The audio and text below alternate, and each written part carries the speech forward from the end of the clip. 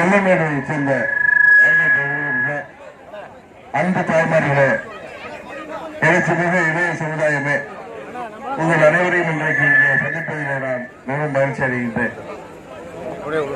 நமது வேட்பாளர் அருமை சகோதரர் ஷாகுல் ஹமீத் அவர்களுக்கு நமது வெற்றி சின்னமாகிய பரிசு பெற்றவர் சின்னத்திலே வாக்களித்து அவரை மாபெரும் வாக்கு வித்தியாசத்திலே வெற்றி பெற செய்ய வேண்டுமாய் உங்கள் அனைவரையும் பணிவன்போடு கேட்டுக் கொள்கின்றேன்.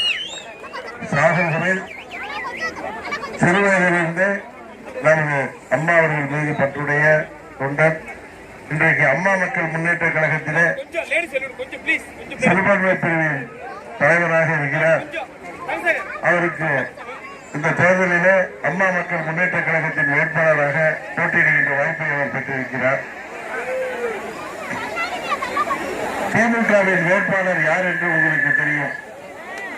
திமுகவின் வேட்பாளர்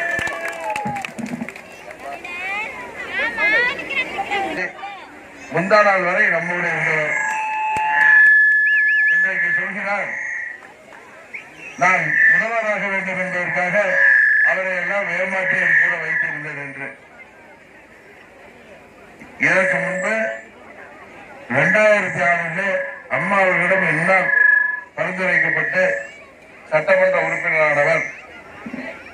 2011 4 ஆண்டுகள் அமைச்சராக இருந்தவர். அவர்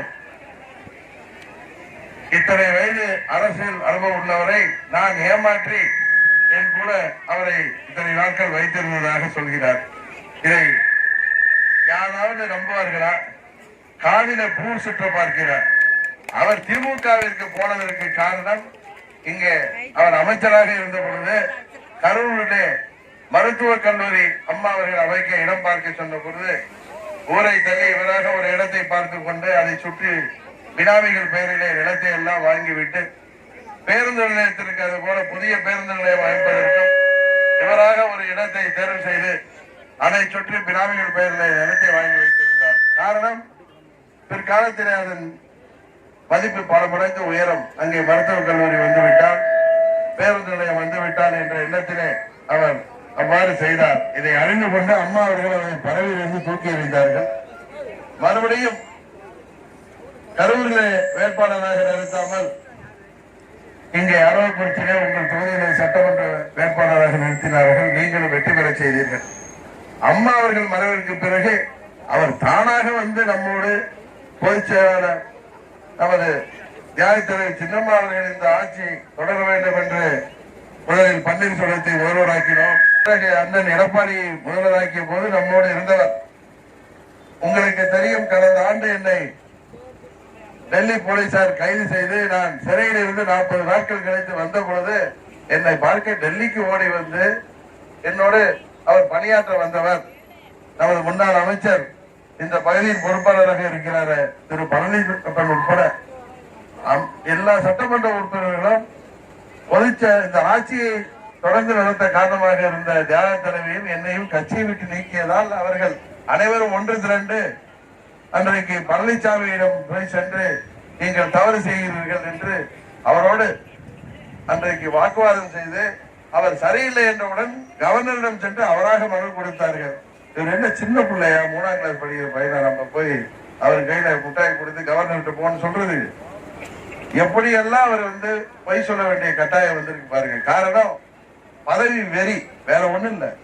எப்படியாவது அமைச்சராகிவிடணும். ஏற்கனவே அமைச்சராக இருந்து அந்த பதவி சுகத்தை எல்லாம் கண்டதுனால இப்ப எப்படியாவது குறுக்கு வழியில திமுக 97 எம்எல்ஏ இருக்காங்க, எப்படியாவது அதுல புடிச்சு ஏதாவது பண்ணி அமைச்சராகிறதுக்கு வாய்ப்பு இருக்கான்னு அங்க போய் இன்னைக்கு திமுக ஆள் பிடிக்கிற ஏஜெண்டா சேர்ந்திருக்க. அதுதான் உண்மை. இங்க இப்ப அதிமுக உள்ள சட்டமன்ற உறுப்பினர்கள் நம்ம கூட உள்ளவங்கள்ட்ட எல்லாம் பேசி அங்க அழைச்சிட்டு போய் எப்படியாவது ஆட்சி அமைக்க வச்சு மந்திரி ஆயிடுங்கிற கனவுல தான் அங்க போயிருக்காரு. தவிர அவர் சொல்கின்ற காரணங்கள் எல்லாம் பொய்யான காரணங்கள் என்பது உங்களுக்கு தெரியும். அம்மா அவர்களும் தலைவர் புரட்சி தலைவர்களும் திமுகவை எதிராக வளர்த்த இந்த இயக்கம், அந்த திமுகவிலே போய் இன்றைக்கு இவர் ஐக்கியமாகி வேட்பாளராக நிற்கிறார் என்றால் இவரை சட்டமன்ற ஆக்கிய அம்மா அவர்களுக்கே ஏற்பாக அவர் இன்றைக்கு வேட்பாளராக நிற்கிறார் என்றால் அதற்கு காரணம் சுயநலம் தான். அவர் பச்சோந்தி போல் நிறம் மாறிக்கொண்டிருப்பவர்.